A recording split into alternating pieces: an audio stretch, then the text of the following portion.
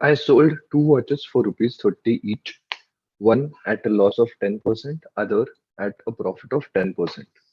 What is my percentage loss or gain? Now, whenever you have sold two articles for selling price which is equal, one article at X% profit and the second article at X% loss, the collective profit or loss percentage is always X square upon 100 percentage loss. Now, in this case, we can say that X value is 10.